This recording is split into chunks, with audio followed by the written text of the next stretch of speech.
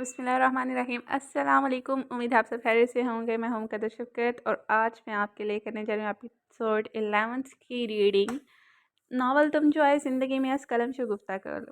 Okay, तो देखते हैं पीछे क्या हुआ था। अमसाल ने हमारी प्यारी स्वीट सी आयशा आपी को किया था नाराज़ और अब वो ले रही थी इससे।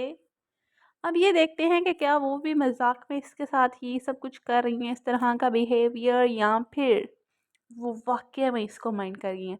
हालाँकि अभी उन्होंने शहरयार को बोला था कि कोई इनसे एक दफ़ा मिल ले, तो वो दोबारा इनसे, यानी कि ऐसा हो ही नहीं सकता कि वो इनसे मोहब्बत ना कर पाए, ठीक है? तो देखते हैं फिर क्या हो रहा है, क्या नहीं हो रहा और आगे क्या थ्रिलिंग होने वाला है, आगे क्या करने वाला है वो, जिसे पिछली एपिसोड में हमारी अमसाल ने छेड़ा था। ओके, तो चलते हैं नावल की जानिब। तो मैं शर्म तो नहीं, आयशा ने खुदरे लहजे में कहा। आपी, वो मैंने सच्ची में मजाक किया था। इतना सब कुछ करके कह रही हो कि सॉरी मजाक किया था। आयशा ने से घूरा। कुछ नहीं किया है मैंने, बस आपके साथ थोड़ी सी नन बनने की कोशिश की थी। जो आपने आपने इतनी लंबी पनिशमेंट दे दी मेरे बाप की दादा की भी तौबा, जो दोबारा ऐसी कोई कोशिश करो। अमसाल के मुंह बनाया हुआ कर कहने पर आयशा की हंसी छूटी थी। अमसाल ने इसको हंसता देखा, सुख का सांस लिया और अपना दूध का गिलास उठाकर पीने लगी। मैं वो बात नहीं गा रही हूँ, इसकी बात कर रही हूँ जो तुमने बहराम शाह के साथ किया है। आयशा की बात सुनकर इससे अच्छू लगा था। आहिस्ता बोले, मरवाएंगी क्या और ये आपको किसने बताया? अमसाल ने इसके मुंह पर हाथ रखा। शहरियार ने। ओ गॉड, तो शेरी भाई को भी पता है ये अदीत का बच्चा एक बार मेरे हाथ लगे से ही। अमसाल ने दानपी से। अच्छा, ये सब करने का तुम्हें कैसे ख्याल है? आई मीन के बहराम शाह को लेकर पहले तो तुमने कभी ऐसी कोई बात नहीं की थी। डियर भाभी साहिबा, रमल आपी के अलावा मैं भी आपकी मोहब्बत की दास्तान सुन चुकी हूँ। इसका इंकशाफ सुनकर आयशा का मुंह खुला था। आज तो मुझे शौक पे शौक मिल रहे हैं। और ये तुम कैसे जानती हो? उस दिन जब आप रमल आपी को कह रही थी कि वो जाकर मना कर दे, इस दिन मैंने सुना था और पक्के वाला फैसला किया था कि कुछ भी हो जाए आपकी शादी बहराम शाह से नहीं होने दूंगी। और देखिए, अल्लाह के करम से सब कुछ ठीक हो गया। Thank you so much. Ayesha ने से गले लगाया। अच्छा अच्छा, ज़्यादा इमोशनल मत हो। मैं अमसाल हूँ, शहरियार भाई नहीं जो यूं गले लगा रही हैं। इसके बाद सुनकर आयशा पीछे हटी। बकवास नहीं करो, इसे लास्ट ही नहीं है तुम्हें। आयशा ने से पीछे देखा। अच्छा आपो, अब तो मान गई है ना? तो क्या कभी कभी मैं नन कर आप पर रोप चढ़ सकती हूँ? अमसाल ने हाथ से संजीदगी से पूछा। हाँ, कोई मसला नहीं है। बस यही इजाज़त मुझे भी दे दो, बल्कि मुझे क्या, सानी और ज़रवा को भी दे दो कि वो हम भी नंधे बनकर तुम पर रोब झाड़ लिया करें। आयशा ने भी इसी के अंदाज में कहा। तो वो चंद पल तो इसे ना समझी से देखती रही। फिर बात समझ आने पर बेहतर चिंपी। क्या है आपको? मैं नहीं बात करी आपसे। इसको यूं शर्माता देखकर आयशा ने कह कर लिया। अल्लाह अल्लाह, ये मेरी गुनाहगार आंखें क्या देख रही हैं? हम साल से शर्मा रही है। काश इस वक्त आदल भाई यहाँ होते। हटे यहाँ, मुझे नहीं बैठना आपके पास। हम साल उठ कर बाहर की तरफ भागे। पीछे काफ़ी देर तक वो हंसती रही। तुम कहीं जा रहे हो? हम साला दिल के कमरे में दाखिल हुई तो इसे बैग पैक करते देखा। हाँ, एक केस के सिलसिले में कुछ दिनों के लिए जा रहा हूँ। अच्छा हटो, मैं कर देती हूँ। साल ने कहा तो वो साइड पर होकर वहीं बैठ गया। कब तक वापस आओगे? कुछ कह नहीं सकता। 8-10 दिन तो लग ही जाएंगे, या ये भी हो सकता है कि आ ही ना सकूँ। अच्छा, आते हुए मेरे लिए चॉकलेट और डेट्स और शॉपिंग करके लाना। हम साल ने इसकी बात नज़रअंदाज की। तुमने शायद ठीक से सुना नहीं, मैं काम के लिए जा रहा हूँ, घूमने फिरने नहीं जो तुम्हारे लिए शॉपिंग करके लाऊं। चाहे जहाँ भी जा रहे हो, आते हुए मेरी हुई बताई हुई चीज़ें लेकर आना। मिसाल की बेनियाजी रूजफा थी। और अगर मैं ना आया तो? क्यों, वहीं घर शादी करके घर बसाने का इरादा? अगर तो ऐसी वैसी कोई बात है तो याद रखना, बहुत मारूंगी तुम्हें अब भी और इससे भी। जहाँ मैं जाना हूँ वहाँ बहुत खतरा है। ड्रग्स का काफ़ी लंबा सिलसिला हो सकता है। सबूत इकट्ठे करने या पकड़ा जाऊँ या फिर रेड के दौरान गोली लग जाए और मार जाऊँ तो क्या करोगी? इसकी बात सुनकर इसके हाथ से शर्ट छूटी थी। तो मैंने क्या करना भला? रो धोकर चुप हो जाऊंगी, इसके अलावा कर भी क्या सकती हूँ? और वैसे भी घर वालों ने इमोशनल ब्लैकमेल करके मेरी तुमसे शादी की है। मैं कौन सा तुम्हारे इश्क में गोडे गोडे डूबी हुई हूँ जो लोग जो जोक ले लूँगी। कहते इसकी आंखों में नमी उभरी थी जो आदिल की नज़रों से छुपी ना रह सकी। आदिल ने इसे पकड़ के अपने साथ बिठाया। ऐसी बात है तो फिर रो क्यों रही हो? नहीं, मैं कहाँ रो रही हूँ। अच्छा है ना, कुछ दिन तुम्हारी गोरियाँ नहीं देखनी पड़ेंगी। फजूल में रोब झाड़ते रहते हो। अमसाल ने इधर उधर देखते हुए कहा। यही बात मेरी तरफ देखकर करो। क्या है भाई, मैं नहीं देख रही हूँ। हटो पीछे, मुझे पैकिंग कर दे दो। हाँ माँ, मैं फ्री हो रही हूँ। अमसाल ने शर्ट उठाकर तय करते हुए मुंह बिगाड़ा। मोहतरमा हुआ, हाँ मैं फ्री नहीं हो रहा। कुछ दिन पहले बाकायदा सर्टिफिकेट मिला है। आदल ने इसे बाजू से खींचकर दोबारा अपने साथ बिठाया। अच्छा सुनो, एक हफ्ते के लिए जा रहा हूँ। इस दौरान मैं राब्ता नहीं रख पाऊंगा। सेलफोन यहीं छोड़े जा रहा हूँ। जल्द वापस आने की कोशिश करूंगा क्योंकि मुझे अभी तुम्हारे साथ बहुत सारा जीना है। तुम्हारी बहुत सारी शरारतें देखनी है। प्लीज़ तुम अपना ख्याल रखोगी ना? इसको अपने बाजू के हिसाब में लेते हुए आदल ने धीमी आवाज़ में कहा। मैं इंतज़ार करूँगी, जल्दी आना। तुम दुआ करना, दुआ में बड़ी ताकत होती है। अल्लाह से कहना कि तुम अपने शोहर से बहुत मोहब्बत करती हो। अल्लाह पाक इससे कुछ ना हो। हाँ, हाँ, हाँ, खुशफ़हमियाँ देखो अमसाल हँसी थी, तो क्या नहीं होनी चाहिए? नहीं पाले रखो, मेरा क्या चाहता है इसके हज़ार से निकलते हुए अमसाल ने से चिढ़ाया, चलो कोई एक दिन वो भी हो जाएगा। अमसाल ने ठंडी साँस भरी, तौबा है, अब नहीं है तो नहीं है, आहें क्यों भर रहे हो? अल्लाह के यहाँ अंधेर है, अंधेर नहीं है, आदिल ने बैग उठाते हुए कहा तो एक बार फिर हँसती थी। गुड बाय नहीं कहोगी? आदिल जाते हुए कहा गुड बाय। परदेस जाते हुए शोहर को ऐसे गुड बाय नहीं कहते तो भी कैसे कहते हैं? ऐसे आदिल ने अपने साथ गया और पेशानी पर लब रखे, तुम्हें बड़ा पता है तो है ना? हम साल के कमर पर हाथ रखकर घूरने पर आदिल ने बेसाता कहका लगाया। ऐसे लेटती हुई पूरी बीवी लाग रही हो। आदिल ने हंसते हुए इसका गाल कहते अच्छा अब जाओ, लेट हो रहे हो। हम साल से बाहर की जाने दी जा रहा हूँ लड़की, यूँ धक्के तो मत दो। आदिल ने मुंह बनाया। हम साल इसका हाथ पकड़ कर बाहर लॉन्च पोर्ट्स में लाई। अल्लाह हाफ़िज़, ख्याल रखना और जल्दी वापस आना, मैं इंतज़ार करेंगी। अमसाल ने गाड़ी के शीशे से झाँकते हुए कहा तो इसने सार हिलाते हुए गाड़ी स्टार्ट की। इसके गेट से निकलने पर अमसाल भी हवेली के गेट पर आई और तब तक खड़ी रही जब तक गाड़ी इसकी नज़रों से ओझल ना हो गई। आदल को गए हुए आज 5वां दिन था। इस दौरान बहराम ने भी दोबारा इसका रास्ता नहीं रोका था, जिस पर अमसाल ने खुदा का शुक्र अदा किया था। बाज़िल ऑर्फेंज के बच्चों को 3 दिन के घुमाने के लिए लेकर गया हुआ था। अमसाल ने साथ जाने से मना कर दिया था। अब वो दोनों हवेलियों में बुलाई फिर रही थी। इससे तो अच्छा था कि मैं बादल के साथ ही चली जाती। ये बात वो कोई 10 बार सोच चुकी थी। पर भी वो अपने कमरे में चक्कर काटती थी कि अचानक किसी ख्याल की तरफ वो बाहर निकली और आदिल के कमरे के बाहर जो रुकी। इधर-उधर नज़रें दौड़ाई तो सबको अपने कामों में मसरूफ़ पाया। आहिस्ता से कमरे का दरवाज़ा खोलकर अंदर दाखिल हुई और इसने अंदर आके इसने दरवाज़ा बंद किया। क्या करूँगी? उँगली दाँतों तले दबाते हुए इसने सोचा। ऐसा करती हूँ इस एसपी के कमरे की तलाशी लेती हूँ। पता तो चले साहब ने कितनी गर्लफ्रेंड बना रखी हुई हैं।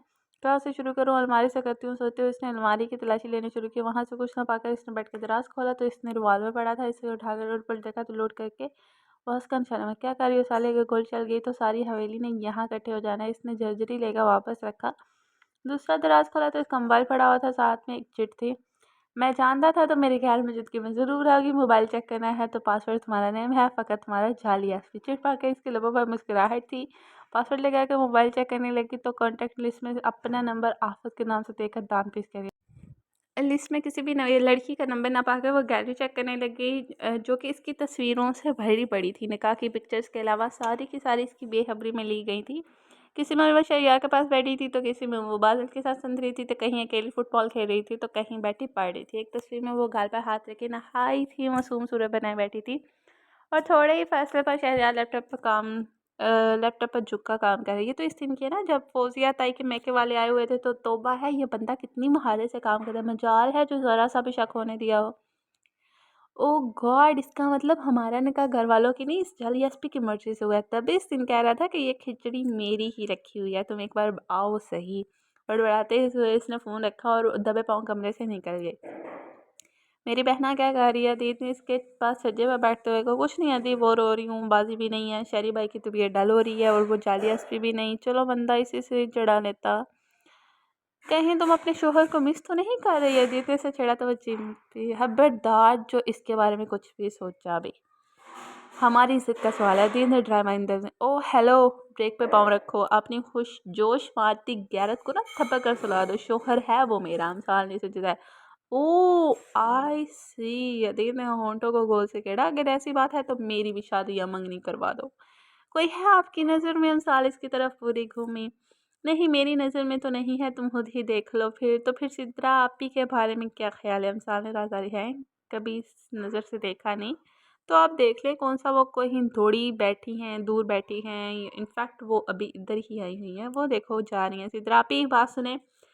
अमसाल ने अदीब को सजेशन देते हुए हाल से निकलती सिद्रा को आती तो इधर उधर देखने लगी। ऊपर देखें। अमसाल ने इसको चारों तरफ देखते फाका कहा तो इसने ऊपर देखा तो अमसाल और अदीब छज्जे पर पाँव लटकाए बैठे थे। ऊपर क्या कर रहे हैं आप लोग? इसने हैरानी से पूछा। अमसाल के बारे में तो जानती थी मगर अदीब को यूं इसके साथ देखकर इसे चंबा हुआ। लड़कियां ताड़ रही हैं। अमसाल के यूं मुंह फाड़ कर कहने पर अदीब ने इसे कोने में है, सिद्रा ने ना समझी से इसे देखा। कुछ नहीं, बस ऐसे ही मजाक कर रही हूँ, आप जाएं। अदीब ने इसे टाला तो वो इनकी तरफ देखती चली गई। क्या करती हो साले? छोड़ो तुम, चलो गांव में मटर गश्त करके आते हैं। अमसाल ने उठते हुए इसका हाथ पकड़ कर उठाया। स्कूल से ऑर्फेंज के बच्चों की मुसलसल शिकायत मिल रही थी और जब बच्चों से बात की जाती तो वो कहते कि वहाँ के बच्चे इनका मजाक उड़ाते हैं, जिसकी वजह से वो बदतमीज़ी करते हैं। इसलिए अमसार और बाजू ने फैसला किया वो उनके लिए अलग से छोटे स्कूल का बंदोबस्त कर रहे थे। शयार और दीदी की फाइनेंशियली हेल्प करने की हामी बनने पर उन्होंने जगह के लिए मुस्तफ़ा शाह से बात की तो उन्होंने कहा जगह देख लें, पेमेंट वो कर देंगे। वो सुबह से घर से निकली हुई थी कुछ टीचर्स और प्रिंसिपल की वैकेंसीज़ के लिए इंटरव्यू लेने के बाद इसने शाह हाउस का चक्कर लगाया। दोनों ने तय किया था कि अमानत के बनने तक किराए पर जगह लेकर बच्चों की स्टडी शुरू करवाते हैं ताकि इनकी तालीम का खर्च ना हो।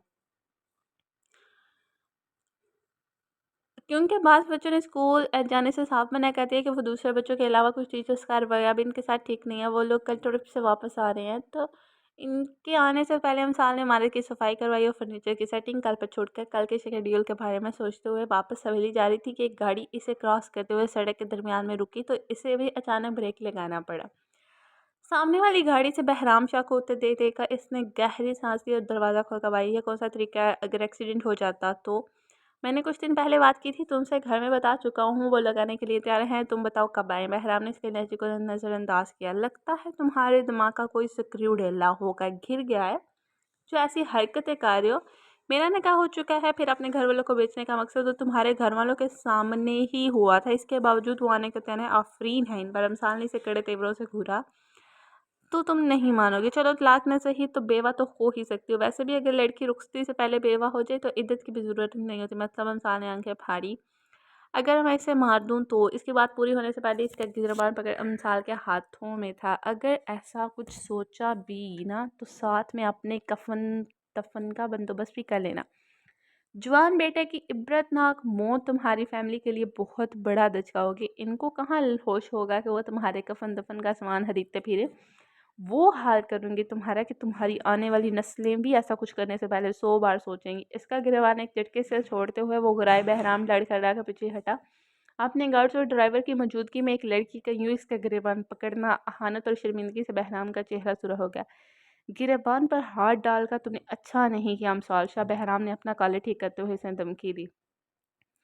और मेरे शौहर पर भी गलत नज़र डालकर तूने अच्छा नहीं किया बहराम शाह, ये तो कुछ भी नहीं। अब भी तुमने मेरा सिर्फ एक रूप देखा है, दूसरा ना ही देखो तो तुम्हारे लिए बेहतर होगा। सर्द लहजे में कहते हुए वो पलटी। गाड़ी तक पहुंचने से पहले इसे फायर की आवाज़ आई। इसने मुड़कर देखा तो बहराम पिस्टल का रुख इसी की तरफ किए खड़ा था। जिसे देखकर अमसाल के लबों पर मुस्कुराहट फैली। ओह तो तुम अब मुझे इस खिलौने से डराओगे? अमसाल ने इस्तहज़ा किया। कहा तुमने मेरे गिरेबान पर हाथ डाले, कोई बहराम शाह का गिरेबान पकड़े और फिर सलामत रहे, ऐसा हो ही नहीं सकता। बहराम ने शदीद गुस्से की हालत में कहा। अच्छा क्या करोगे, मारोगे मुझे? चलो मारो। अमसाल ने अपने बाजू से दोनों बाजू सीने पर लपेटते हुए इसका जैसे इसका मजाक हो। मैं गोली चिल्ला दूंगा तो चलाओ, मैंने कब मना कर रही हूँ। मैं भी तो देखो बहराम शाह में कितनी हिम्मत है। अमसाल इसकी तरफ बढ़ते हुए कहा। देखो मैं सच कह रहा हूँ, मैं वाकया ही मार दूंगा। बहराम इसको यूँ डर कर खड़ा होता है, इसकी आंखों में आंखें डालकर चैलेंज करता देखकर झुंझला गया। इसे लगा था कि इसे डराएगा तो वो इसकी बात मान जाएगी। इडियट, बड़बड़ाती हुई वो मुड़कर अपनी गाड़ी की तरफ बढ़ी थी जब इसने एक बार फिर फायर की आवाज़ आई और साथ में इसे लगा जैसे गरम गरम सलाह इसके बाजू में धंस गई हो। इसके मुंह से बेसाख्ता सिसकारें निकली। अगर तुम मेरी ना हो सके तो किसी और के काबिल भी नहीं छोड़ूंगा। अभी तो सिर्फ ट्रेलर दिखाया है, अच्छे से सोच लो, वरना वैसे भी सुना है 2 हवेलियों की लाडली हो। तकलीफ तुम्हें हुई तो दर्द इन 2 हवेलियों में रहने वाले 20-25 लोगों को होगा। अभी तो मैंने अपने खानदान की इस दिन वाली बेइज्जती का बदला भी लेना है जो तुमने और तुम्हारी फैमिली ने इतने सारे लोगों के सामने की थी। पिस्टल की नोक अपने बाजू पर झुकी अमसाल की थोड़ी के नीचे रखकर इसका चेहरा उठाया तो इसे सिखा जाने वाली नज़रों से अगली बार मोहलत नहीं दूंगा। इसे वार्न करता हुआ वो गाड़ी में जा बैठा। इसके जाने के बाद अमसाल दोबारा अपने बाजू की तरफ मतवज्जा आई जहाँ से खून निकल कर इसकी स्वेट शर्ट को रंगीन कर रहा था। उल्लू का पट्टा सीरियस ही हो गया। मुझे तो लगा था एवं पढ़ के मार रहा है, कमीने से इतना नहीं हुआ कि कपड़ा ही बांध जाता। मैं खुद कैसे बांधूंगी? अपना हिजाब उतार कर बाजू पर रख कर बड़बड़ाई। किसी न किसी तरह वो दुपट्टा बांधने में कामयाब हो चुकी थी। गाड़ी में बैठकर इसने रिवर्स करके शहर की तरफ मोड़ी। खून बह जाने की वजह से इसे अब चक्कर आना शुरू हो चुके थे। शहर में दाखिल होते ही इसे जो पहला हॉस्पिटल नजर आया इसने वहीं गाड़ी रोक दी। डॉक्टर ने आएँ बाएँ शाएँ करनी चाहिए कि ये पुलिस केस है, मगर सामने भी मिसाल थी। अगले 2 सेकंड में वो चकरा कर नीचे गिरी। मजबूरन इन्हें इसे एडमिट करना पड़ा। बुलेट निकाल कर पट्टी वगैरह करने के बाद डॉक्टर ने इसे रेस्ट करने का कहा, मगर शहरिया का बाबा रफ्ता फ़ोन देकर इसने नर्स को कुछ पैसे दिए, मेडिसिन मंगवाई और चुपके से हॉस्पिटल से निकल आए। हवेली पहुंचकर इसने अपने खून आलूद कपड़ों को देखते हुए दुआ की कि हाल में कोई ना हो, मगर हर दुआ कबूल नहीं होती। हाल में पहुंची तो तकरीबन सभी बैठे हुए खुशगप्पों में मसरूफ थे। किचन से निकलती सारिया बेगम के हाथों से चाय की ट्रे छूटी थी और सभी इनकी तरफ मतवज्जो हुए। वो मुंह पर हाथ के अंदर आती अमसाल को देख रही थी। इनकी नज़रों के ताक़त में देखा तो सभी शौक रह गए कि क्या हुआ अमसाल, ये खून कहाँ से आया? सारिया बेगम लड़खड़ाती हुई इसके पास आई। साले क्या हुआ है, तुम ठीक तो हो ना शैया? बेहतर इसकी तरफ बढ़ा। हाँ भाई बेटे को कुछ नहीं हुआ, मुझे अमसाल ने शैया को तसल्ली दी। तो ये खून कहाँ से आया था? इतने इसका बाजू पकड़ के अपनी तरफ मोड़ा तो वो करा कर रह गई आराम से। अदीत क्या हो गया? रासिम शाह ने अदीत को टोका। साले क्या हुआ, मुझे दिखाओ मुझे। शाह ने इसका बाजू पकड़ कर आस्तीन ऊपर की तो बाजू पर लगी पट्टी जो अदीत के पकड़ने की वजह से सुर हो गई थी देखकर शशतर रह गया। सब इसके इर्द गिर्द इकट्ठे हो गए। साले बच्चे, भाई की जान क्या हुआ है? कुछ बताओ भी, पट्टी क्यों बंधी हुई है? और कब तुम्हारे कपड़ों पर खून किसका है? भाई रिलैक्स, कुछ नहीं हुआ, आप यहाँ आए बैठे। सानी भाई के लिए पानी लाओ। अमसाल ने शैया को मुस्तरिफ देखा, सोफे पर बिठाया। साले कुछ बताओ भी, क्या हुआ है? जान निकल रही है हमारी। अदीत ने इसके साथ बैठते हुए कहा। यार अदी कुछ नहीं हुआ, बस बाजू पर गोली लगी है, बाकी मैं ठीक हूँ। इसके नॉर्मल अंदाज में की गई बात सुनकर सबको धचका लगा। अदीत के माथे की रगी थी। कैसे? छोड़ो तो मामा, कुछ खाने को दे दें, भूख की वजह से चक्कर भी आ रहे हैं। अमसाल ने इसे टाला। हाँ बफ, जाके इसके लिए जूस और खाने को कुछ ले। कितना खून निकल गया है, कमज़ोरी की वजह से चक्कर आ रहे होंगे। जन सारिया बेगम को भेजा। साले मैंने पूछा है कि गैस से गोली लगी, किसकी इतनी हिम्मत हुई? यदि ने इसे सच नज़रों से देखा।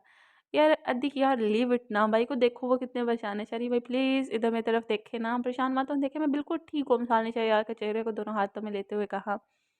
सोने अपनी हालत देखो, कपड़े खून से लथपथ हैं, बाजू पर पट्टी बंधी हुई है, रंगत पीली पड़ी और कहती हो मैं परेशान हूँ। पता नहीं तुम्हें कितनी तकलीफ हुई होगी और मैं यहाँ बेखबर आराम से बैठा। शैया ने इसके हाथ पकड़ कर झूमे। बहराम ने, तुमने मेरे भाइयों को परेशान करके अच्छा नहीं किया, तुम्हें ये गोली बहुत महंगी पड़ेगी। मिसाल ने शैया और दीदी की हालत देखते हुए सोचा। अच्छा बताओ कैसे लगी?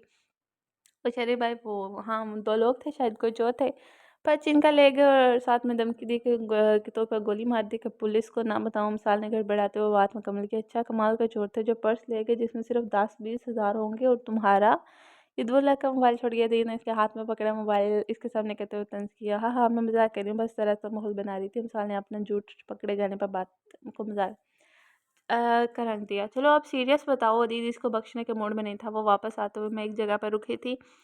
अचानक वहाँ फायरिंग शुरू हो गई तो मैं भी इसकी जद में आ गई। बस इतनी सी बात है। मिसाल लेकिन किस जगह पर? अदीत की नज़रें इसे अपने अंदर तक उतरती महसूस हो रही थी। पता नहीं कौन सी जगह थी, मैंने नोट नहीं किया। क्या बुक शॉप पर गई थी? शाह हाउस के बच्चों के लिए बुक्स, कुछ बुक्स लेनी थी। अब जाने भी दो ना, तुम क्या पुलिस वालों की तरह तफ्तीश करने बैठ गई हो? इसकी जानती नज़रों ने झुंझला कर। तुम्हें पता है तुम झूठ बोल रही हो, असल बात क्या है इसका तो मैं पता लगा ही लूँगा। अदीत ने मोबाइल पर कोई नंबर मिलाते हुए कहा और लाउंज से निकल गया। भाई आप देख लें इसे, मैं बिल्कुल सच कह रही हूँ। साल कह रहा तो वो ठीक कह रहा है, तुम गलत बयानी से काम ले रही हो। शैया की बात सुनकर वो मुंह बना के रह गई। चलो डॉक्टर के पास चलते हैं। शैया उठते हुए बोला। ओ कम ऑन भाई, मैं चेकअप करवा आई हूँ, मेडिसिन भी लिया, मैं कहीं नहीं जा रही। पता नहीं किस डॉक्टर के पास की होगी, ठीक से चेकअप किया भी है कि नहीं। मैं कोई रिस्क नहीं लेना चाहता, तो मेरे साथ चल रही हो, मैं कुछ नहीं सुनूंगा। उठो। शैया ने हुक्मिया अंदाज में कहा तो मजबूरन से उठना पड़ा। अच्छा ठीक है, लेकिन मैं वो नहीं पहनूंगी जो गले और बाजू में प्लास्टर पहनते हैं ना। साल ने उठते हुए फरमाइश की। अच्छा ठीक है चलो तो सही, मैं भी चलती हूँ। सारी बेगम ने उठते हुए कहा। नहीं मामा, हम बस चेक करवा के आ जाएंगे, आप परेशान हो। शहरियार ने मांगा तो सली थी। नहीं शहरी मैं साथ जाऊंगी, तुम चलो बस। चलें भाई, हम साल चेंज करके आए तो शहरियार को टहलते पाया। कहाँ जा रहे हो? दीदी ने लाउंज में दाखिल होते हुए पूछा। इसे डॉक्टर के पास लेकर जा रहा हूँ, जब तक मैं खुद इसका ट्रीटमेंट न करवा लूँ मेरी तसल्ली नहीं होगी। हूँ सही है, मैं भी चलता हूँ।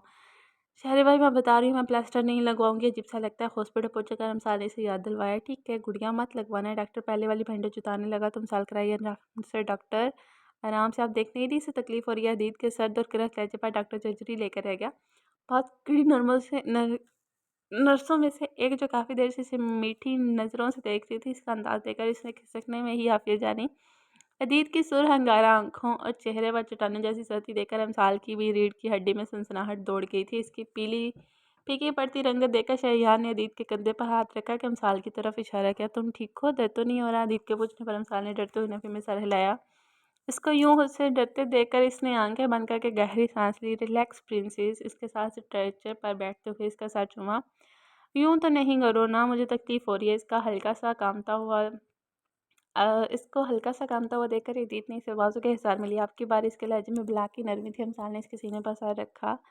आम सॉरी, तुम पुरसकून रहो। डॉक्टर और नर्सेज के पल पल बदलते रूप को देखकर हैरान थे। मैं मेडिसिन लेकर आता हूँ, फिर घर चलते हैं। शैया कहता हुआ बाहर चिल्ला गया। मेरी बेटी कैसा फील कर रही है? इसकी दूसरी तरफ बैठते हुए पूछा। ठीक हूँ मम्मा, तुम देखना मेरी बेटी जल्दी ठीक हो जाएगी। सारी बेगम ने इसका मुंह चूमते हुए कहा। अल्लाह अल्लाह, ये मेरी ही मामा है ना? मुझे लगता है मैं ख्वाब देख रही हूँ। कोई मुझे चुटकी काटो तक मुझे यकीन हो शायद। हम साल की शरारत से कहने पर सारिया बेगम और दीद हंसती है। हाँ, मेरी बात पर मामा हंस रही हैं। अदी अब तो पक्का मैं कोई ख्वाब देख रही हूँ।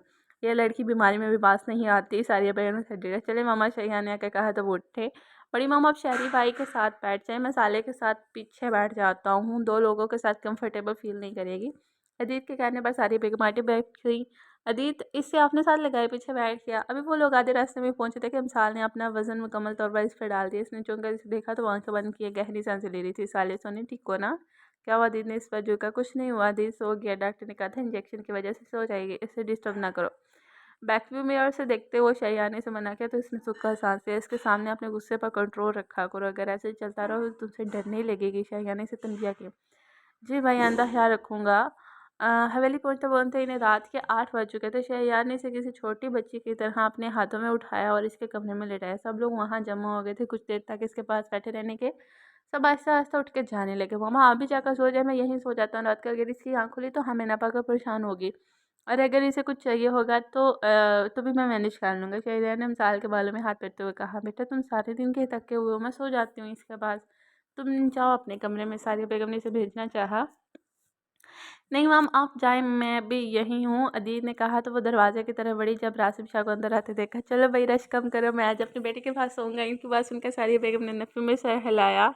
इसकी ज़रूरत नहीं, आपके सपूत पहले ही डेरा जमा चुके हैं। सारिया बेगम ने दीद और शैया की तरफ इशारे किया।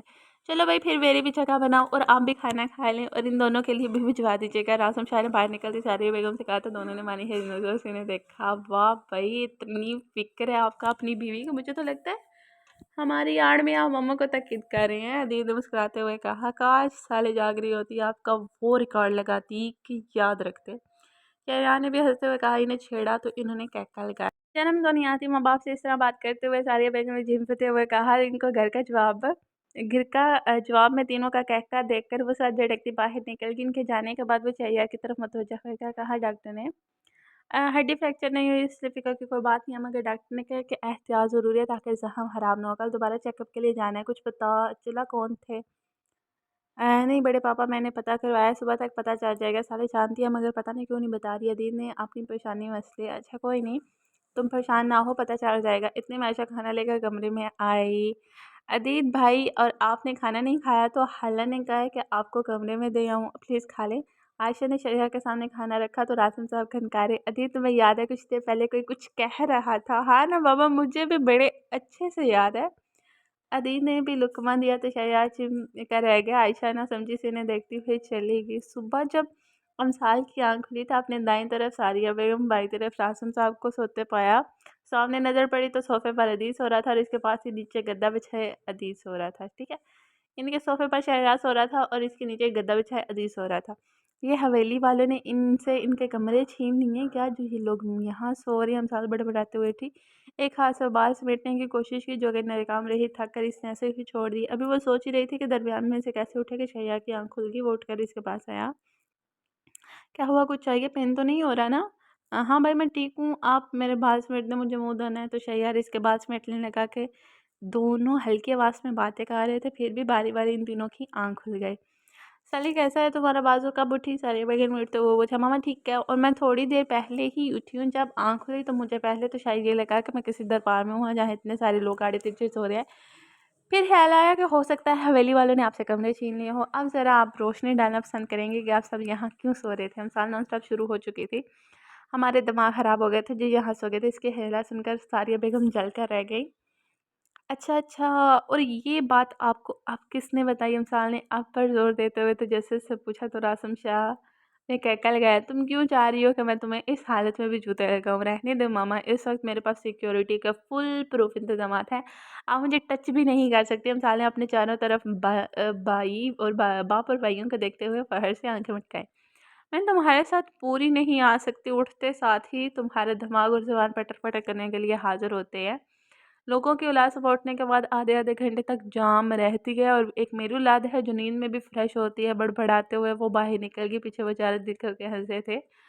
और personally viewers I don't know, मुझे नहीं पता इनमें क्या ऐसी बॉन्डिंग में ऐसी क्या चीज़ है। Like I never feel this bond in I never my life. नहीं, मैंने कभी इस बॉन्ड को महसूस नहीं किया। ठीक है, literally there are no bonding like that I ever seen in my life. ठीक है, रियलिटी में मैंने ऐसा बॉन्ड नहीं देखा, ऐसी बॉन्डिंग में ऐसी चीज़ें नहीं देखी, ठीक है? यहाँ पे क्या होता है, आप भी जानते हैं, लाइक ऐसा अमेज़िंग ये हमारी राइटर्स ही कर सकती है, ये इनके हाथों का कमाल है कि उन्होंने हमें दुनिया में इतने अच्छे-अच्छे रिश्तों से मुतारुफ़ कराया, हमारी इमेजिनेशन को बहुत अच्छे लेवल पे लेके गए हैं और आई लव इट।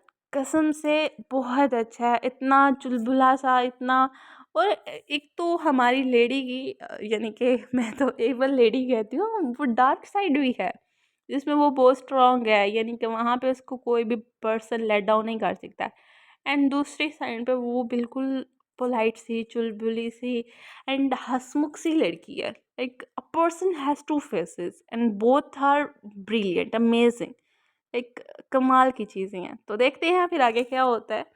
हमारी अफ़लातून क्या करती है, आफ़त की पुड़िया। वैसे आप लोगों ने बताया नहीं कि ये दरबारों पर सोए हुए मलंगों की तरह मेरे कमरे में क्यों पड़े थे? तो हमारी माँ का ख़्याल गलत नहीं है। रासम शाह ने हँसते हुए कहा, वो भी कमरे से निकल गए। भाई मुझे भूख लगी है, अमसाल फ्रेश होकर आई तो शहरियार से कहा, अच्छा मैं नाश्ते का कहता हूँ, अरे दीदी तुम सो जाओ, काफ़ी देर तक जागते रहे हो, तुम्हारी आँखें रेड हो रही हैं। हाँ दी, तुम यहाँ आ जाओ, इसी होकर सोना। साल ने बेड पर बैठते हुए कहा तो वो उठकर इसके भाईजान लेट गया। शहर ने टॉवल लेकर इसके हाथ और मुंह खुश किए, बालों में कंघी कर रहा था कि रमल और आयशा इन तीनों का नाश्ता लेकर आई। शहर को इसके बाल कंघी करते देखकर आयशा मुस्कुराई। आहिस्ता, अदीद अभी सोया है। शहर ने इनको इशारा किया, नहीं मुझे तो मैं गा देती हूँ, आप नाश्ता कर लें, ठंडा हो जाएगा। आयशा ने इससे कंघी लेनी चाहिए, नहीं बस हो गया। शहर ने मसरूफ़ अंदाज में कहा। इसको इतनी महारत से और सफाई से चुटिया करते देखकर रमल और आयशा के मुंह खुले थे। वैसे शैयब भाई, इतनी सफाई से तो हमें भी छुट्टियाँ करनी नहीं आती जितनी महारत से आप कर रहे हैं। रमन हंसते हुए बोली, वो इसलिए कि मैं अक्सर अपने बच्चे के बाल बनाता रहता हूँ। शैया ने हंसते हुए बालों के आहर पर पोनी लगाई। अरे आपको आपको नहीं पता, भाई तो ऑयलिंग बहुत अच्छी करते हैं। हम सालिस की एक और खूबी बताई। चलो भैया, आयशा तुम्हारे लिए आसानी रहेगी, तुम्हारी नंद ने काफ़ी एक्सपर्ट बनाया हुआ है तुम्हारे मजाजी खुदा को। रमल आयशा को छेड़ा तो पल में इसका चेहरा सुर हुआ। हाँ, बिल्कुल, आप भाई से कंघी करवाया करना और ऑयलिंग भी करवाना। और तो और भाई नूडल्स बहुत अच्छे बनाते हैं। अमसाल ने भी अपना हिस्सा डालना ज़रूरी समझा। शैयार के सामने इनके छेड़ने पर इसके लिए नज़रें उठाना मुश्किल हो गया था। रही सही गसत नमी के लिए बात ने पूरी कर दी थी। भई आयशा, अमसाल का कमरा सेट कर दो, सारा बिखरा पड़ा है, मैं कर देती हूँ, मगर तुम्हारे शौहर, देवर और नंद के दरमियान मेरा यूँ काम करना बनता नहीं है। भई इनको, इनकी बहू हो, खुद ही सँभालो कहती हुई वो ये जब हो जाए। इसकी हालत देखते अमसाल की हँसी छूटी थी। शरिया के चेहरे पे भी हल्की सी मुस्कुराहट थी। बुरी बात, बच्चे ऐसे तंग नहीं करते। आयशा, आप रिलैक्स होकर अपना काम करें, ये अब कुछ नहीं बोलेगी। इसको अपनी जगह से हिलता ना पाकर शरिया ने अमसाल को टोका। ठीक है भाई, अब नहीं करूँगी, सॉरी, आप ही कर लें जो करना है, मैं कुछ नहीं बोलूँगी। अमसाल ने होठों पर उँगली रखी तो वो आगे बढ़कर चीज़ें समेटने लगी। शहरयार हाथ धोने के लिए वॉशरूम गया तो आयशा इसके पास आई। तुम्हारी आज वाली बकवास को मैं भूलूँगी नहीं, बदला तो ज़रूर लूँगी। भई आप ही धमकियाँ दे रही हैं। अमसाल ने वॉशरूम से निकलते शैया को शिकायत लगाई, मैं मान ही नहीं सकता। शैया की बात सुनकर अमसाल का मुँह खुला। आयशा भी अब की बार मुस्कुराई थी। भई आप मेरा यकीन नहीं कर रहे? हाँ, बिल्कुल, क्योंकि मैं जानता हूँ मेरा बेटा धमकियाँ सुनने वाला बंदा ही नहीं है। चलो अब मुँह बनाओ। मुँह ना बनाओ, नाश्ता करो, पहले ही ठंडा हो गया। शैया ने ट्रे से नाश्ता निकाला और खुद खाने के साथ-साथ नवाले भी बनाकर खिलाने लगा। अरे भाजी, तुम लोगों ने तो शाम को आना था ना। हम साल कमरे में दाखिल होते बादल को देख कर हिलाने। हाँ, आना तो शाम में ही था, मगर तुम्हारी चोट का सुना तो रहा नहीं गया मुझसे। तुम्हें किसने बताया? आती वो शहरी बाई को तो मना कर चुकी थी। जरवा ने, बादल ने इसे गले लगा। किसने? हम साल ने दोबारा पूछा कि शायद इसने नाम सुनने में गलती की हो। जरवा ने। तुम इसे क्यों राब्ते में? हम साल ने आंखें छोटी करते हुए पूछा तो वह गड़बड़ा गया। ओह आई सी, तो उस दिन तुमने मोबाइल इसके लिए लिया था और मुझे कहा कि किसी को देना। हाँ, तो दिया ही है ना। लिसन, हमने तय किया था कि एक दूसरे से कुछ भी नहीं छुपाएंगे। फिर ना बताने की वजह जान सकती हो? मैं बस बताने ही वाला था। कब? तुम छोड़ो इस बात को, फिर बताऊंगा। अभी तुम ये बताओ कि ये सब हुआ कैसे? मैं तो सुनकर ही हैरान हो गया कि था कि अमसाल को गले लगे। ऐसा मुमकिन ही नहीं। वो तो जब इसने मुझे पिक्चर भेजी तब जाकर मुझे यकीन आया। पहले तुम प्रॉमिस करो कि ना तो तुम किसी को बताओगे, ना ही खुद कुछ करोगे। अमसाल ने इसके करीब बैठते हुए कहा तो इसने सर हिला दिया। ऐसे नहीं, आप करो प्रॉमिस। अमसाल ने इसके सामने हाथ फैलाया तो बादल ने इसके सर पर हाथ रखा। वो कुछ दिन से मुझे आप ही शहरी भाई कह रहे हैं कि नीचे आ जाए। जरवा ने अंदर आते हुए कहा, अच्छा तुम चलो हम आते हैं। बादल ने कहा, नहीं, भाई ने कहा है कि आप दोनों को साथ लेकर आऊँ। वो नीचे बशीर अंकल लोग अभी आए हुए हैं आप ही की इयादत करने। जरवा की बात सुनकर वो चौंकी। अच्छा, अकेले आए हैं क्या?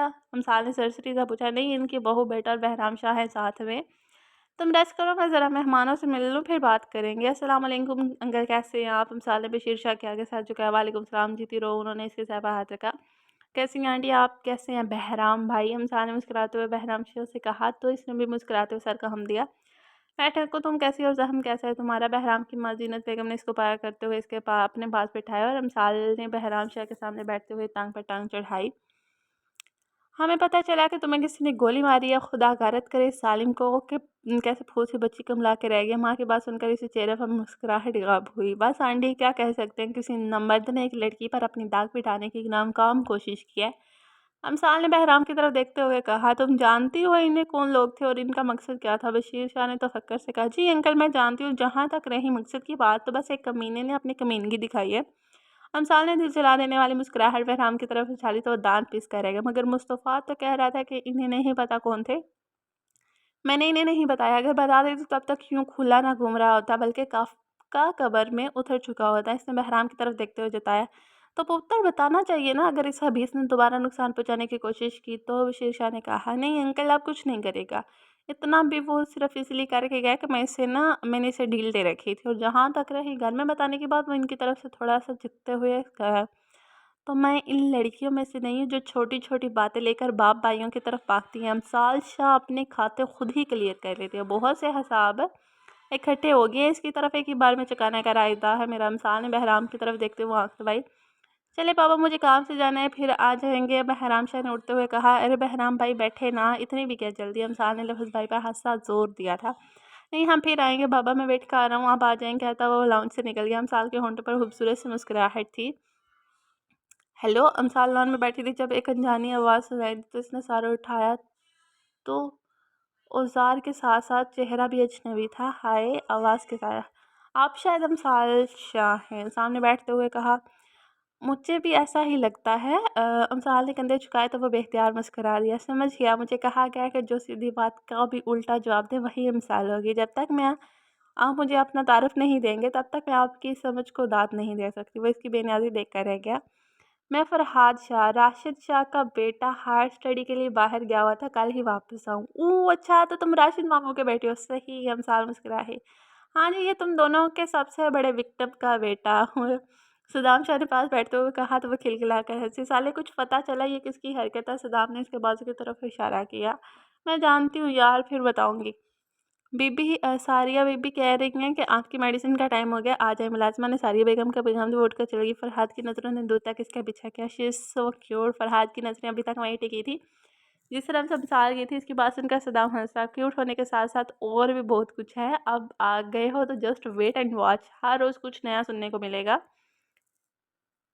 पता चला कौन लोग थे? अमसाल ने बादल का इशारा किया तो इसने रीत से पूछा। हाँ, रीत की बात सुनकर अमसाल का रंग उड़ा था, जिसे रीत ने हाथ पर नोट किया था। तुम्हारी ये अड़ी रंगत बता रही है कि तुम जानती हो, लेकिन मुझे समझ नहीं आ रहा ये बता क्यों नहीं रही हो? अधीर झुंझलाते हुए उठकर इसके पास आया। मुँह मुझे क्या बता दे? सबके सामने डट कर खड़े होने वाली अमसाल इसके सामने लड़खड़ा रही थी। ओके ओके रिलैक्स, मत बताओ। अमसाल जल्दी से बाहर निकल गई। अदी क्या वाकई पता चल गया? बादल ने अदी से पूछा। यही तो प्रॉब्लम है, अभी तक कुछ पता नहीं चल पाया। सब जगह से पता करवा चुका मगर हर जगह से यही जवाब मिलता है कि इस दिन जहर में किसी भी जगह पे ऐसा कोई वाक़या नहीं हुआ। मुझे तो कुछ समझ में नहीं आ रहा है क्या करूँ? चलो तुम परेशान ना हो, पता चल जाएगा। बात करते करते अचानक अदी चौंक गई। यार बात तुमसे तो वो हर बात शेयर कर दिया, पूछो साले से, तुम्हें बता देगी। मुझे चैन नहीं आता कि मेरी बहन का मुजरिम अभी तक यूँ सरेआम दंदनाता फिर है। अच्छा चलिए ठीक है, मैं पूछता हूँ, तुम खुद को यूँ फिलहाल मत करो। बादल ने इसके कंधे पर हाथ रखा। हाय कज़िन, क्या कर रही हो? फरहाद ने सरैया शाह की गोद में सर रखे कर लेटी सास से कहा। जहम की वजह से 4 दिन बाद जमाल हवेली आई थी। फरहाद से अलबत्ता इसकी काफ़ी बार मुलाकात हो चुकी थी। ठीक हूँ, तुम कैसे हो? पाकिस्तान में दिल लगा या नहीं? दिल तो लगता है कुछ ज़्यादा ही लग गया है मेरा। फरहाद ने मुस्कुराते लहजे में कहा। क्यों, आते ही कोई पसंद कर लिए क्या? इंसान ने रात शर्म करो, लड़कियां यूं मुँह फाड़े बैठ कर ऐसे बातें नहीं करती। सरैया शाह ने से टोका। हाँ तो वो और लड़कियां होती होंगी ना, मैं तो अमसाल शाह हूँ और अमसाल शाह सब कुछ कर सकती है। वो दोनों ही इसका शहाना अंदाज देकर रह गए। सही कह रही हो पुत्र, तो वाकई तू सब कुछ कर सकती और बहुत कुछ कर सकती है। सरैया शाह ने गहरी सांस ली और उठ गई। हाँ तुम कुछ कह रहे थे? फरहाद ने कह रहा था, दिल तो लग गया लेकिन थोड़ा लेट हो गया हूँ। अच्छा वो कैसे? इंसान ने दिलचस्पी से पूछा। इसका निकाह हो चुका है। ओह! चलो कोई नहीं, तुम कोई और देख लो कौन-सा वो आखिरी थी और अगर फिर भी वही चाहिए तो हमारी यानी मेरी और बाज़ी की हिम्मत ले सकते हो। यकीन करो मायूस नहीं लौटोगे। अरे नहीं, ज़रूरी तो नहीं जो पसंद हो मिल भी जाए, वो खुश रहे काफ़ी है मेरे लिए। फरहाद की बात सुनकर हम साथ मुस्कुराए। वाह भई क्या बात है! ऐसे बहुत कम लोग सोचते हैं। मेरी दुआ है कि अल्लाह आपको इससे बेहतर हमसफ़र अता करे। अमसाल ने सिद्दीक़ दिल से दुआ दी थी। शादी भाई मुझे यूँ नहीं जाना है। अमसाल ने शैया को कॉल की। अभी तुम्हारा ज़हम ठीक से नहीं भरा, 1-2 दिन में चली जाना। मेरी 4 छुट्टियाँ हो गई हैं भाई, मिड टर्म सब बने हैं और मैं छुट्टियों पे छुट्टियाँ कर रही हूँ।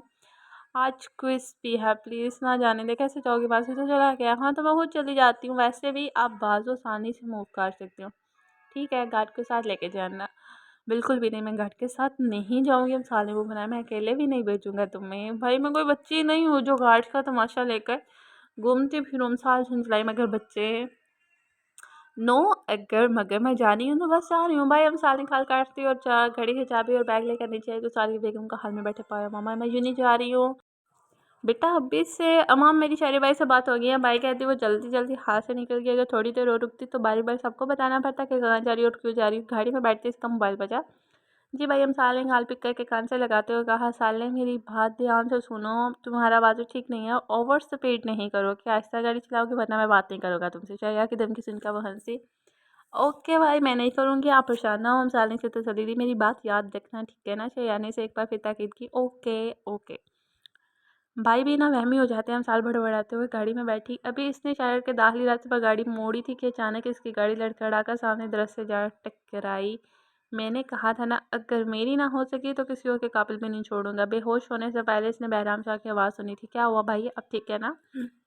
अदीत शहरयार के ऑफिस में दाखिल हुआ तो इधर उधर टहलता पाया। पता नहीं क्यों एक अजीब सी बेचैनी हुई लगी है, जैसे कुछ पूरा होने वाले। शहरयार ने गर्दन पर हाथ फेरा। क्यों हैरी, तब की तबीयत तो ठीक है ना? अदीत ने फिक्रमंदी से। हाँ मैं ठीक हूँ, मसाले की तरह जानब से फ़िक्र लगी हुई है। आप यहाँ बैठे दिन से चेयर पर घसीट गया। अब बताएं क्या बात है? यार अभी साले का फ़ोन आया था, वो कह रही थी कि इसे यूँ नहीं जाना है। मेरे बाबा कहने के बावजूद भी वो गार्ड को साथ लेकर जाने पर राज़ी नहीं और अब अकेली आ रही है। तो इसमें परेशानी वाली क्या बात है? वो पहले भी तो आती जाती है ना। पता नहीं क्यों मेरा दिल नहीं मान रहा, इसे यूँ अकेला नहीं आना चाहिए था। शैया की बात सुनकर वो खामोश हुआ। अच्छा एक काम करते हैं, वो भी निकली है ना गाँव से तो रास्ते भी होंगे, हम चलते हैं इसको रास्ते से ले लेंगे। अदील ने उठते हुए कहा। ओह हाँ मुझे ये ख्याल क्यों नहीं आया। चलो। शहरयार ने मोबाइल उठाया और दोनों आगे पीछे निकल गए। कब की निकली हुई है? अब तक तो इसे पहुंच जाना चाहिए था। रास्ते में कहीं भी नहीं मिली। वो तकरीबन आधे से ज़्यादा रास्ता तय कर चुके थे। तुम इसे कॉल करो, हो सकता है ये नहीं पहुंची है। शहरयार ने कहा तो दीदी ने इसका नंबर मिलाने लगा। कॉल नहीं उठा रही, दोबारा ट्राई करो ना। ओ माय गॉड, ये तो साले की गाड़ी है सामने खड़ी। गाड़ी की हालत देखते हुए इनको किसी अनहोनी का एहसास हुआ। नज़दीक पहुंच कर गाड़ी से निकले और भागते हुए इस तक पहुंचे जहाँ वो स्टीयरिंग पर सर रखे बैठी थी। साइड शीशा टूटा हुआ होने की वजह से शहरयार ने अंदर की जानिब से दरवाज़ा खोला। इसे सजदा किया। वो खुशी हवा से बेगाना पड़ी थी। माथे से खून बहकर इसके चेहरे को तर कर चुका था। कांच का एक छोटा सा टुकड़ा इसके हाथ और गाल पर चुभा हुआ था। शहरयार करंट करके पीछे हुआ। साले भाई की जान खुश करो, क्या हुआ? दी थी इसका गाल थपथपाया। हटो, इसे हॉस्पिटल लेकर जाना होगा। शहरयार ने खुद को संभालते हुए जल्दी से इसको हटाकर पीछे किया और साल को गाड़ी से निकालकर अपनी गाड़ी की तरफ बढ़ा। अदीत भी पलटा जब इसकी नज़र गाड़ी के टायर पर पड़ी। आ जाओ ना, मुंह उठाकर वहाँ क्यों खड़े हो? शहरयार इसे वहीं खड़े देखकर दहाड़ा। इसने झुककर गोली निकाली और जेब में डालकर ड्राइविंग सीट पर जा बैठा। बैठो बेटा उठो, आंखें खोलो ना। शहरयार इसकी साथ गोद में रखे एक ही बात दोहराया जा रहा था। मुझे तुम्हारी बात नहीं माननी चाहिए थी साले, अकेले नहीं भिजवाना चाहिए था। अभी तो तुम्हारा पहले वाला जहम भी नहीं भरा था। या अल्लाह प्लीज़ इसे कुछ ना हो। शैयान ने इसके मालों पर लाभ रखते हुए दुआ किया। दीदी ये आंखें क्यों नहीं खो रही? वो बेबसी से हमसाल को पुकारता कभी अदीत से बात करता। पता नहीं मेरा बच्चा कब से बेहोश है। तुम तो गाड़ी तेज चलाओ ना। अदीत ने लाम बेचे हुए थे। गाड़ी की स्पीड बढ़ाई। देखे फिक्र करने की कोई ज़रूरत नहीं, सारों हाथ पर चोट लग गया और उनके पहले वाले जहाँ पर भी कान चुभा है। हमने ड्रेसिंग कर दी है, आप शाम तक इन्हें घर ले जा सकते हैं। डॉक्टर ने प्रोफेशनल अंदाज में इन्हें आगाह किया तो दोनों ने गहरी सांस आटी। तो वो बेहोश क्यों है? अदीत ने बेचैनी से पूछा।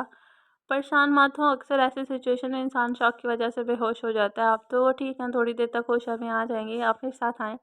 वो लोग हवेली पहुंचे तो उन्होंने तीनों के कपड़ों पर खून और अमसाल के माथे पर बड़ी पट्टी देखकर सारी बेगम की चीख निकली थी। उनकी चीख सुनकर आन के आन में दोनों हवेलियों के अफराद इकट्ठे हो गए थे।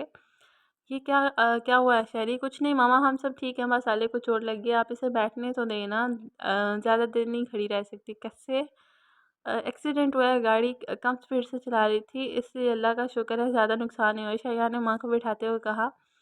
किससे टकराई है गाड़ी? आसिम शाह ने पूछा। दृश्य से शायद संभाल नहीं पाए थे गाड़ी, इसलिए भाई एक्सीडेंट हुआ नहीं, करवाया गया। अदीब के इंकशाफर साहब दंग रह गए। क्या मतलब? शाह यहाँ पे एहतियात उठ खड़ा हुआ।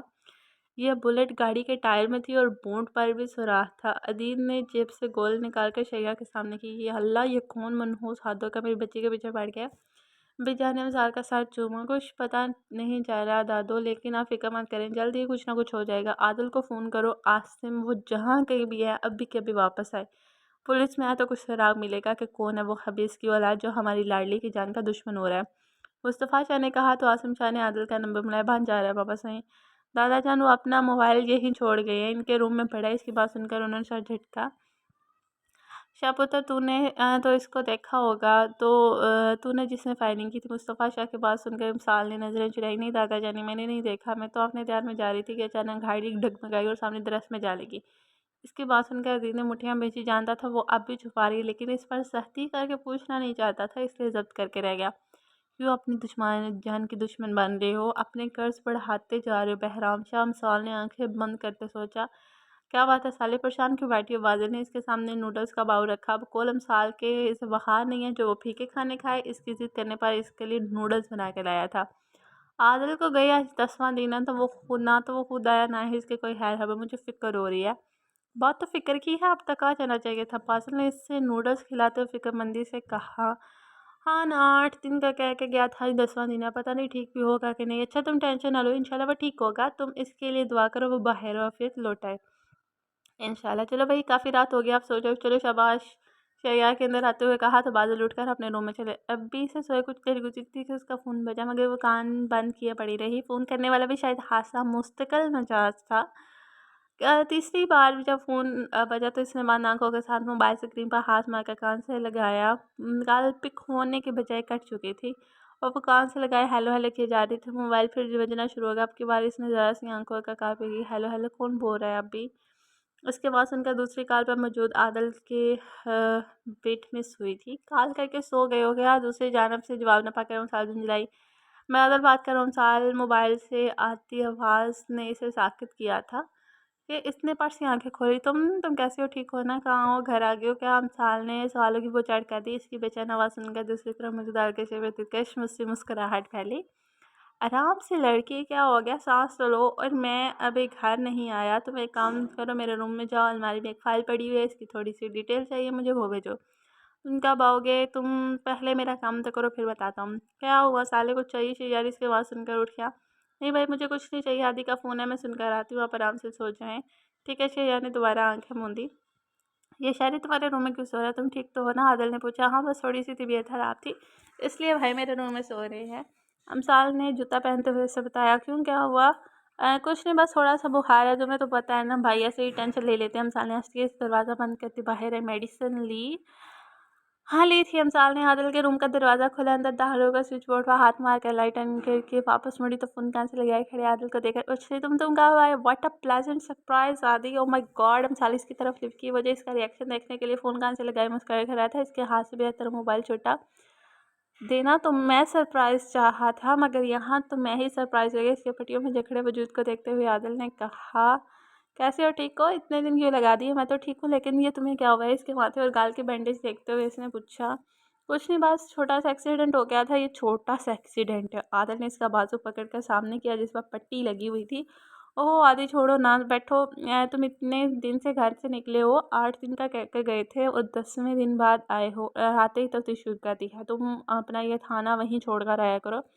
अरे मिट्टी डालो, तुम मुझ पर कुछ नहीं हुआ। मुझे अपना हाल देखा है तुमने? रंगत कैसे पीली पड़ गई, आंखों के हल्के पड़ चुके हैं। क्या किया है तुमने ऐसा अपने साथ? हाँ, आदल दबी दबी आवाज़ में दहाड़ा तो वो सहम का पीछे हटी। बिगड़ी हालत देखकर इसने गहरी सांस ली। I am sorry. आदल इसको पीछे अपने साथ लगाते हुए माजूद की। काफ़ी देर तक इसके साथ आपने थोड़ी देर आंखें बंद किए खड़ा रहा। कह सकता, कह के गया था कि अपना ख्याल रखने, नहीं रखा ना? कभी तो मेरी बात मान लिया करो। इसको खुद से अलग करते हुए इसके माथे गाल के बैंडेज पर लब रखे। कैसे हुआ? यूँ नहीं जा रही थी शायद, ब्रेक का मसला, तो गाड़ी आउट ऑफ कंट्रोल हो गई। अमसाले ने निगाहें झुकाते हुए धीमी आवाज़ में कहा। ये बात है ना? आदिल का इसको यूँ निगाहें झुका कर बात करना खटका था। वो तो आंखों में आंखें डाल कर बात करती थी, सामने वाला कंफ्यूज होकर रह जाता था। हाँ ये बात है। अमसाल ने ज़रा की ज़रा नज़रें उठाई थी। अच्छा मेरी चॉकलेट और शॉपिंग की है तुमने? अमसाल ने इसको यूँ खोजते पाया तो इसका ध्यान भटकाना चाहिए। हाँ नया हो, बिल होगी क्या सुबह?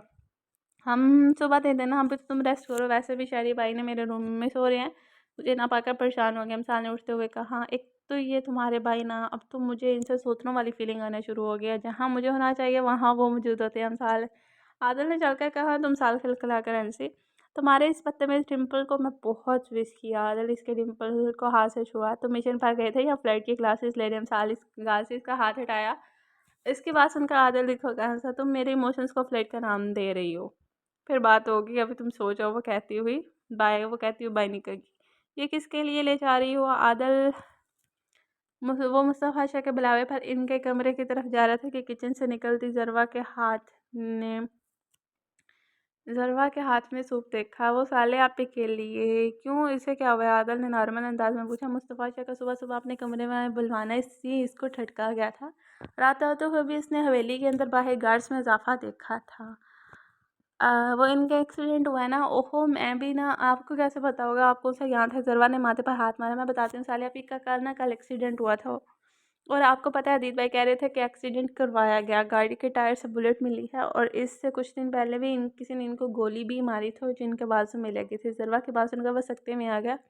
भाई भाई क्या हुआ? ज़रवा ने इसको स्टिल देखा तो वो बाजू से पकड़ के हिलाया। हाँ हूँ, ये मुझे दे दो, मैं वही जा रहा हूँ। आदम ने इसके हाथ से बाउल पकड़ा तो वो कंधे झुकाती वापस मुड़ गई।